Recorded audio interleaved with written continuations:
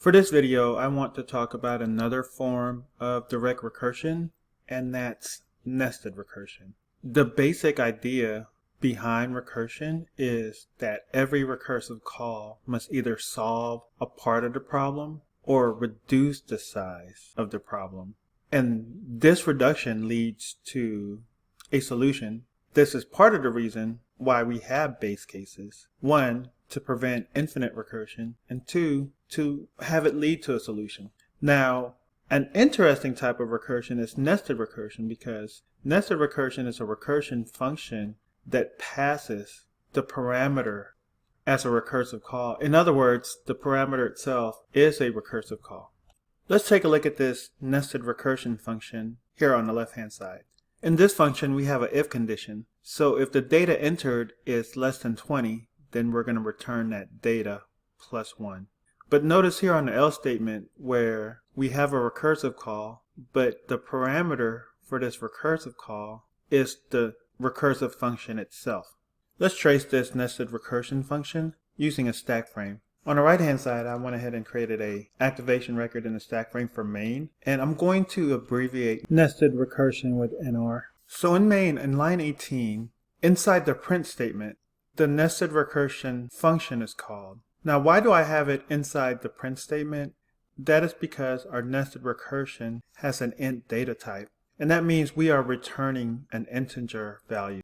And once this function is completed, this nested recursion 50 will become an integer value, and we can print that value as we did in line 18. So main calls nested recursion with an argument of 50. And every time a recursive function is called, an activation record is created in the stack frame. The compiler jumps to line 24, where the nested recursion function starts, with an argument of 50 for the data.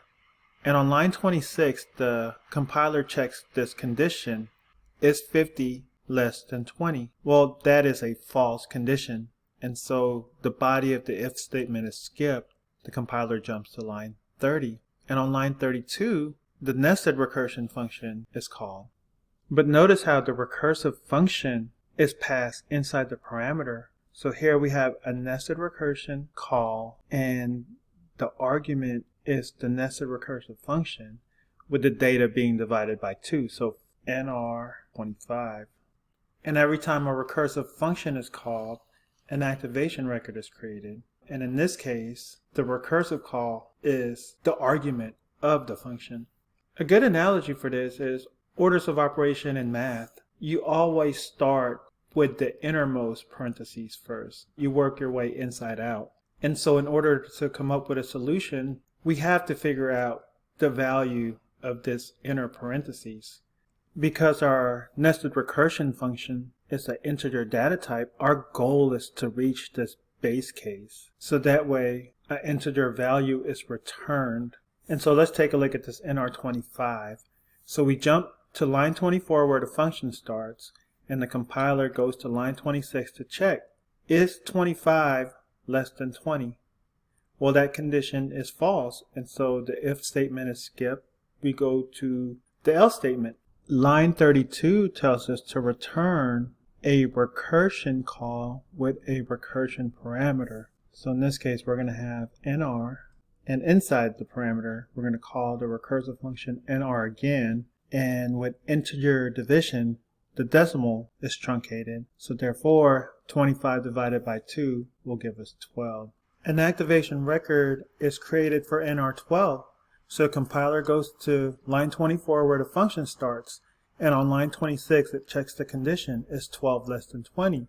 And in this case the answer is yes. So it returns data plus 1, which in this case will be 12 plus 1 is 13. So NR12 is 13.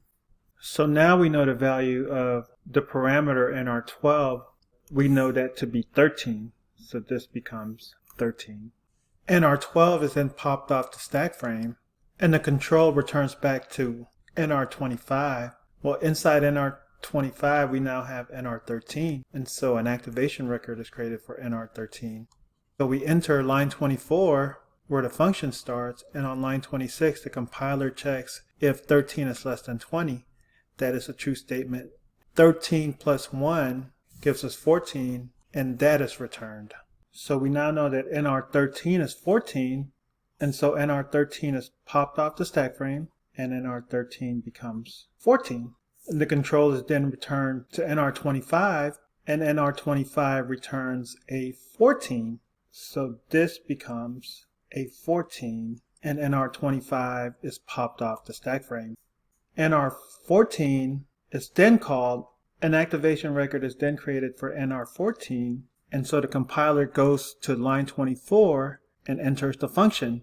And on line 26 it checks the condition. Is 14 less than 20? And this is a true statement.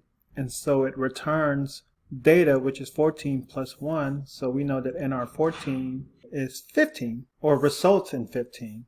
And so this NR14 becomes a 15. NR14 is then popped off the stack frame, and the control goes back to NR50. Well, NR50 returns a 15, so this becomes a 15. NR50 is then popped off the stack frame. Our final output should be a 15. Let me compile and run this to make sure that I traced it correctly. And there it is. It returns a 15. Now let's trace this nested recursion function using a tree. And again, I'm going to abbreviate nested recursion with NR. So on line 18, a nested recursion function was called with an argument of 50. So the compiler jumps to line 24, and on line 26, it checks whether or not 50 is less than 20, and in this case it isn't. The compiler then jumps to line 32, and a recursive function is called. But this time, inside the parameter is another nested recursion, but with data being divided by 2. So 50 divided by 2 is 25. And so this is your nested recursion in the parameter. And so we call NR25. And again, the compiler goes to line 24, then jumps to line 26. Is 25 less than 20? And the answer is no. And so the if statement is skipped. The compiler jumps to line 32, and a recursive function is called, but with a recursive function as a parameter. So here we have NR and then NR, and data being divided by 2. 25 divided by 2 is 12.5, but with integer division, the decimal place is truncated, so this becomes 12. So here we have another nested recursion, and so NR12 is called. So the compiler jumps to line 24, and on line 26 it checks to see if 12 is less than 20. Well, that's a true statement, and so 12 plus 1 is returned, which gives it a 13. So this becomes a 13.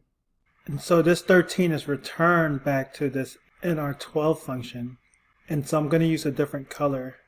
We then go back to line 24 and enter the function, and on line 26 the compiler checks to see if 13 is less than 20.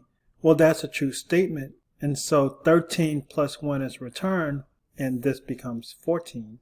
So this 14 is returned to NR25, and NR25 inside of this parameter becomes a 14.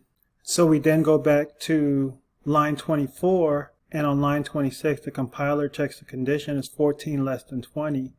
The answer is yes, and so 14 plus 1 is returned. So this becomes a 15, and a 15 is returned back to the original function. NR50 becomes 15. Again, when we compile this, we get 15. This pretty much sums up nested recursion. So in summary, a nested recursion is a recursive function where the recursion itself is passed into the parameter. Thank you for watching.